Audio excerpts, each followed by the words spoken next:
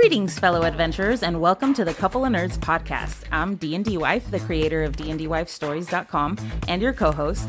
Joining me is the man behind the screen, my brilliant dungeon master, and also my husband, Eguile. Say hi, Eguile. Hey everyone, excited to be here sharing our nerdy adventures with all of you. Absolutely. So what's Couple of Nerds all about?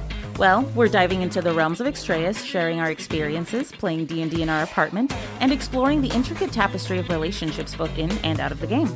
And we got some exciting segments for you all, from lore deep dives to crafting tips, artwork showcases, and relationship advice on and off the table. We've got a little bit of everything for every kind of adventurer. So whether you're a seasoned adventurer or a tabletop newbie, we invite you to join us today. Tune in, relax, and enjoy the magic of Couple of Nerds. May your rolls be natural 20s and your adventures be legendary. Welcome, everybody, to another episode of Couple of Nerds. I'm your host, DnDWife, and with me is my co-host and husband, Dungeon Master Eguile. How's it going, everyone? Welcome, welcome. And we also have our guest host, EntLynk, joining us today. Hello, hello. Hello. We are here introducing our new miniature painting mini-series in the Comic Cave segment. It's going to be super fun. We're going to be covering the, basically, miniature painting, how we got into it. A different type of art. Yeah, the first part was all about like kind of like the digital artwork that we were coming up with for the world of Extraeus, the characters of Extraeus, and a lot of it was focused on the characters, the portraits that you've made, EntLynk.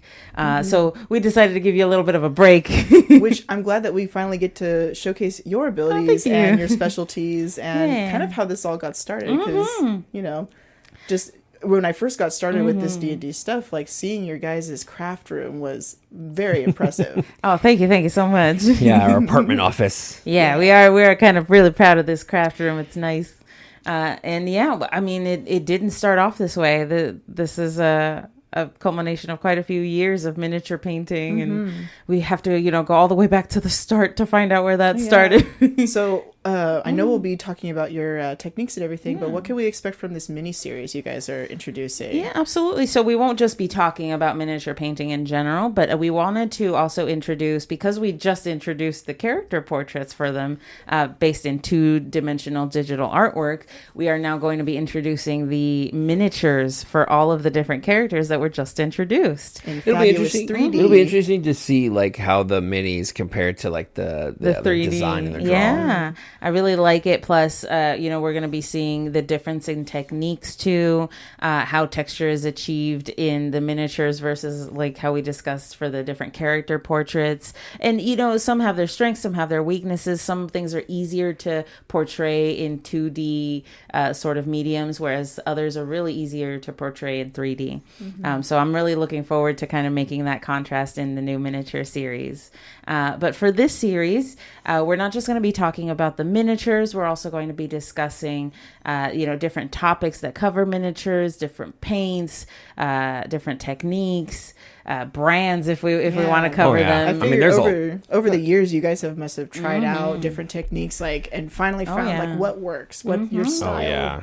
Yeah, and I've tried out a bunch of tools as well, so we can talk about all of those. Oh yeah, it's gonna be great. Yeah, there's a lot that I've covered so far. I think that'll give a nice perspective on miniature painting in case anybody's out there who's interested but maybe a little reticent to start. I will say anybody can give it a shot at any time in their life. It's something fun that I've seen even children start doing from an early age. So I would definitely encourage people. It can be relaxing. Yeah, it's super relaxing for me anyway. So we're going to be doing that. We're going to be revealing the miniatures for the travelers and other characters as well, and creatures that are from the world of Extraeus. So it won't just be the characters. It'll be our companions, different creatures that we run into along the way. And a lot of those are miniatures that I have painted personally. So that'll be super fun to cover as well. Yeah. For those who don't know, I do have an Instagram as DnDWife where it covers a lot of my miniature painting progress. So if anybody wants to check that out, they can go look at all the pictures from way back in the beginning to now. So is that where you kind of got started with it? Was D&D, or were you doing miniature painting before as well? No, honestly, D&D was the gateway. Yeah, absolutely. Regular painting. Canvas. No, true. I've always been a sort of artist ever since I was little. I think I was like 8 or 10 when I first watched The Joy of Painting with Bob Ross on PBS, and I just got hooked from there, and I've been been sort of drawing and painting ever since, but miniature painting specifically was was a D&D thing. It was definitely after starting D&D that became more of a focus for my art. That's awesome. Yeah, from someone who was used to just painting on canvas, it was definitely a unique change to paint 3D models now, and to have to focus on things like, shadow and effect on a 3D model versus a canvas, a 2D sort of place. Yeah. Yeah, it's been a pretty long journey from when you started with just a few little paints and a couple of brushes. Oh yeah, and it was all thanks to one of our fellow players too. I'm gonna thank Dan. I'm gonna give him a little shout out here, because if it wasn't for him and bringing us kind of like the first paint set that I got as a gift, I probably would have never really got into it the way and as fast as I did for D&D. Oh yeah, that starter kit really got you going. Yeah. Is it like very specific paints, or is it kind of, I don't know if acrylic paint is enough to get started on minis, or do they really need like specific formulas for that kind of stuff? Yeah, so there are some specialized paints that you can buy, especially if you're like super into miniature painting. You can definitely go with professional paints, but any sort of paint besides, you can use oil paints, you can use acrylic, you can really use anything. They just have their pros and cons. Yeah, as long as you know how to handle the mediums, you can really use any type of paint to paint miniatures. And you can also make the miniatures themselves out of anything. You don't just have to buy them from, say, big companies like WizKids or the other big companies that make miniatures. But you can also, make your own. There's a lot of, like, I have some like Burger King miniatures that were like given from another player. Yeah, there were figurines from like or like one of those McDonald's like gift boxes, stripped all the paint off of them, and now they're unique statuettes for something else. That's really cool. I had a phase where I was on YouTube and all I wanted to watch was people doing like doll repaints. Yeah. They would erase all of the factory paint on whatever kind of doll or action figure you could find. Yeah. And repaint it into like their original character. It was really cool. And some of those were really wonderfully made where they made it more realistic, or they added more detail to the faces. Yeah, and it's all in the paint. It really is. And so, like I said, if you're already an artist, or if you already love sort of getting into paints, you can get into it as soon as possible. I mean, really today, tomorrow, anytime you want. Yeah. I would really encourage it. It's something that I've always found to be super relaxing too. Sometimes it can be stressful, especially if you've set yourself a deadline and you have so many projects lined up. But if you pace yourself, or if it's just something to pass the time, I think it could be really relaxing. And I've been painting for a while now. I think I've been painting for like 5 years at this point. And I mean, 5 years, and then like how many minis would you say that has been? Oh my, at this point, it's got to be at least 100 miniatures painted, if not more. Because I've had a few commissions as well. So yeah, it's been a lot of painted miniatures at this point.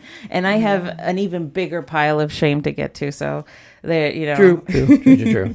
Yeah, just looking at your guys' shelves, I think that one shelf almost looks like 100 to me. So I'm just super impressed with it. We have a lot. Thankfully, we do have a lot that we received as pre-painted miniatures as well, to kind of ease my own. When we first got started. It just helped ease the burden on me. It's going to be ridiculous where I'm like, hey, can you paint these 500 goblins tonight for tomorrow? Can we? Yeah. It's a little easier to buy some pre-painted, but you can really honestly tell some of the differences in the quality of one of the pre-paints versus like the paints that you do. A lot of the pre-paints are not as detailed. You don't get the texture differences in there because it's just kind of, made to make as a place maker sort of. Yeah, for sure. But that totally makes sense what you were saying as well. Like for something like, 50 goblins or something. Yeah. That's not necessarily where you would want to put all of your time and effort. You don't want to, I guess, put $50 for something tangible of value of your work into these little dudes that are going to be there for like 2 seconds versus like your big bad. Or I want to spend more time on that guy. Or your character you're going to have for your whole campaign and stuff. So totally makes sense to an outsider. And there are miniatures where I will put more detail in than others. Like NPCs don't get as much love, unfortunately. Well, some NPCs get more love. True. The important ones do. Companions get a little more love. The characters, of course, get the most love. love, and like you said, any big major characters that we have in the campaign, they usually get a little extra detailing. I love to work with sort of glow paints at this point. I've developed a few techniques. So if it's something that I'm really working with, I will use the glow paints to sort of accentuate little parts of their power or personality. Things like lightning effects or fire effects I can do with the glow paint, which is really cool. That is really cool. I remember you showed me one. I can't remember the character, but she was the Aasimar, right? And she had these like rainbow glowing wings. It was beautiful. Oh, you mean Brenna? Yeah, Brenna, my character, my second character, Brenna. She has these iridescent gold, sort of golden and rainbow wings that sprout from her. And I did them all in the sort of glow paints that I had, and they look gorgeous. But thank you so much. That's really nice to see that I like the aesthetic, but other people like it too. Absolutely. It really does elevate. Like I can see even just through those little details how you've like grown your collection of techniques, paints, products, like using everything to your advantage. Especially coming from a beginner, it didn't start off this way. The detail that's in the miniatures I paint now are definitely not what I started with. I think the first miniature I painted was a mimic in a chest. Oh yeah, I remember those. Yeah, I worked with what I had at the moment, but it wasn't very detailed. It was very like, okay, the chest is brown because it's wood, and we'll maybe put some silver in there for the nails, but really it didn't have much. Whereas now I really like to get the details in. I like to go in and paint things like fur and hair into miniatures. So it's come a long way since, and it shows that no matter how much experience you have in art, you can always learn more and grow more. And so I wanted to explore kind of the different aspects of miniature painting. I want to delve into things other than Dungeons and Dragons and miniatures, things like Warhammer. Because you've had a bit of experience doing Warhammer paints. Oh, yeah. And it's different styles, right? Yeah. Like I don't know, I guess people want different things, different stylistic elements out of their minis in that way. Yeah, a little bit like Eguile over here mentioned the 50 goblins. Warhammer's a little bit like that. They require uniformity. It's a lot about the different armies that you have, and the soldiers all look the same, but you do get a little bit of creative freedom with the generals and the important characters that they do have leading their armies. So I have had a chance to do some really nice things with like marine wolves, some of the wag orcs that are super crazy shooting based on the color they are. They can do different things. I don't know anything about Warhammer. I've had some really cool commission requests for different colors on the wag orcs. Some of them have been more industrial themed and have those colors, whereas others have been really crazy with like magenta themes.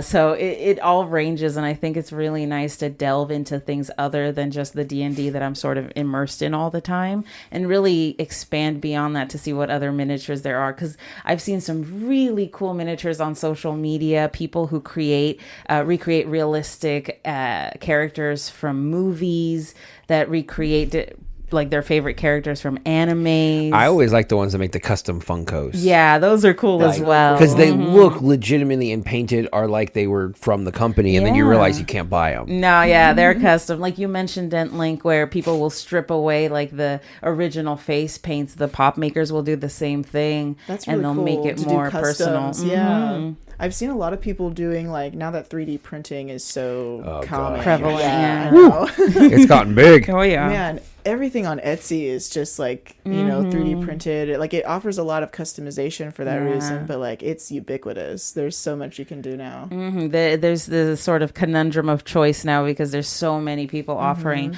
quite a variety of different miniatures. Really, anything you can think of, you can find out there. I bet. Is that limited to characters, or is that, like, I'm sure there's buildings, terrain, everything else. Absolutely. I was just gonna say, it's not just characters or even animals, but you can look into things like custom terrain pieces, different buildings, like you mentioned.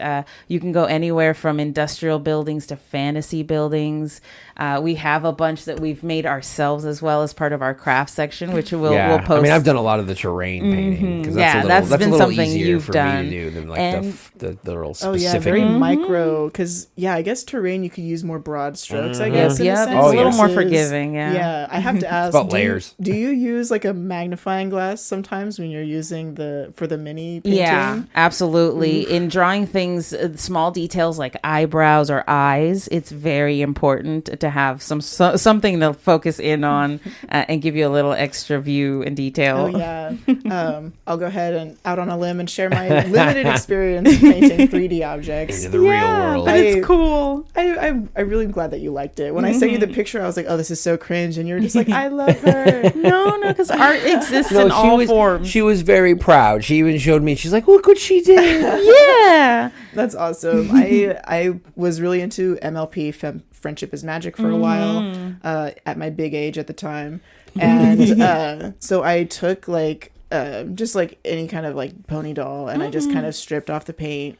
I took out all the hair like I've seen in the little like doll paint up YouTube videos. I took their lead on it, and out of air dry clay, I molded like new hair for her. Oh, and I tried painting those little details like the cutie mark and the eyes, and even getting the paint on there is one thing, but to make it smooth and to make it like look like it's part of the character, not just painted on, like that was a challenge. I get that, and it's a little tough, but I will say, and I think I shared this when you first shared the photo, is the texture that you have on the clay and paint, even though it's a little chunky, I think that it actually adds character to the miniature, even because it's your first miniature. It's tough to get it like super perfect, but it adds a really nice texture to the hair. It actually makes it seem like individual strands of hair in there. Same thing with the tail. So I think it actually, you did a great job with it. I appreciate that, you turning it into like a stylistic thing. It's a positive thing, I think. Totally. You should never shy away from texture. See, no matter where you're at, whatever foray, like art is worth making. Yeah. So,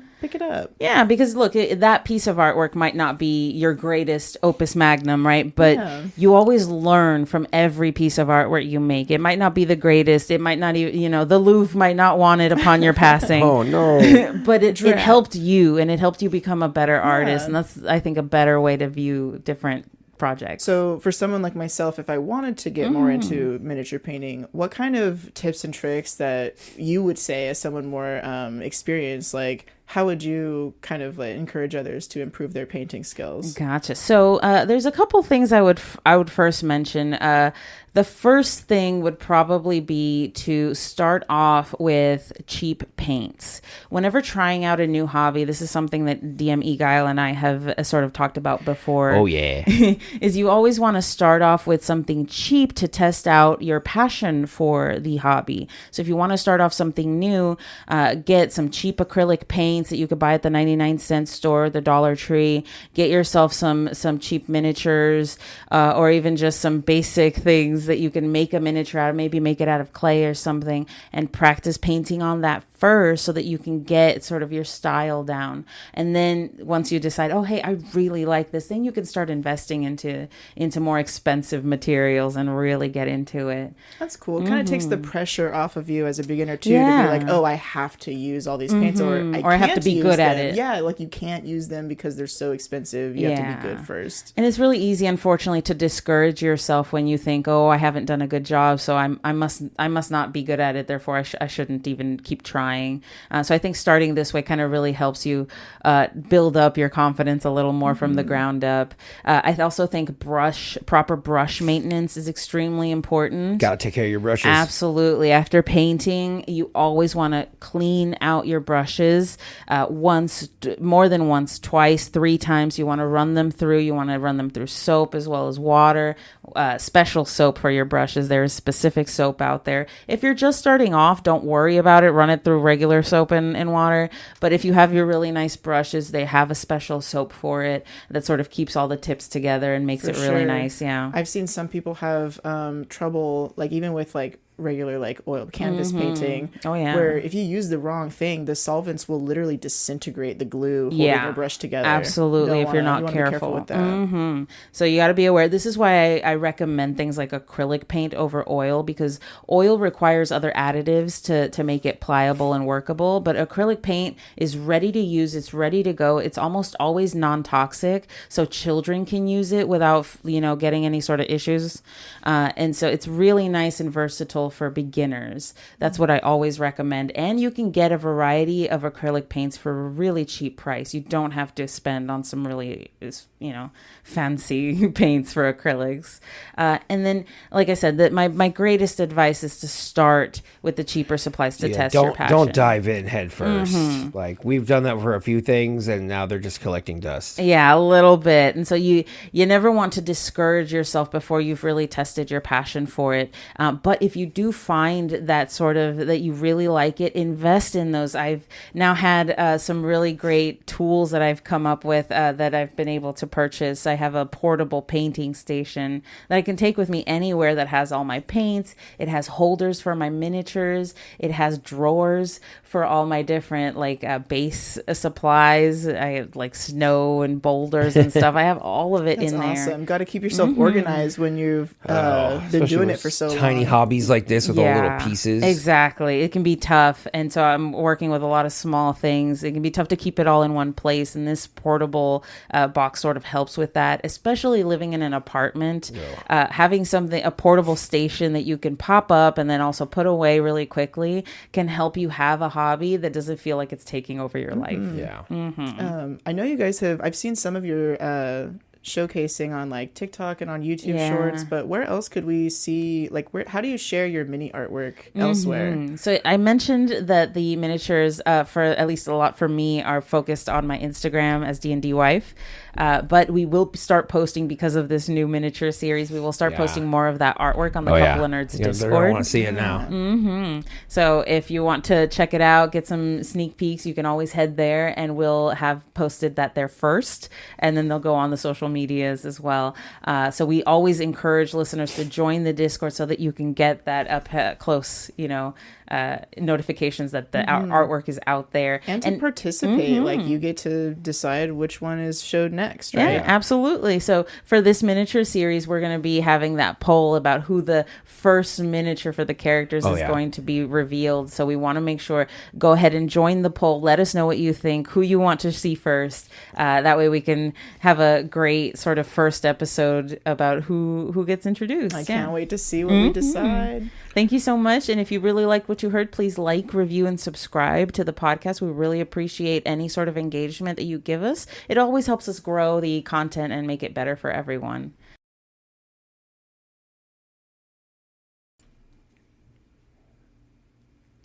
Well, thank you, everybody, for joining us for this latest episode of Comic Cave and our new miniature painting mini-series. I really appreciate it. We're going to be covering more artwork, especially miniature related, for this mini-series, and we encourage everybody to join us for this. If you really loved it, stay tuned for future episodes where we'll explore more aspects of miniature painting, reveal more new miniatures, and possibly even feature miniatures that you guys post on our Couple of Nerds Discord. I can't wait to see what the community also can pitch in. Absolutely. This is why we encourage you guys to listen and join the Couple of Nerds Discord, as well as our YouTube communities. That way we can continue posting these artworks, these different miniature photos, and we can get feedback from you guys. Thank you so much, EntLynk, for joining us today. We've really appreciated having you for this segment. I'm learning so much already. Oh, thank you. That's great to hear. Thank you so much. And have a great night, everybody. Have a good one, everyone. And that concludes today's journey through the realm of Couple of Nerds. We hope you had a blast exploring the intricate world of Extraeus. Don't miss out on the visual extravaganza over at our YouTube page at Couple of Nerds Podcast. It's where the magic comes to life with exclusive video segments, art previews, and a peek behind the curtain.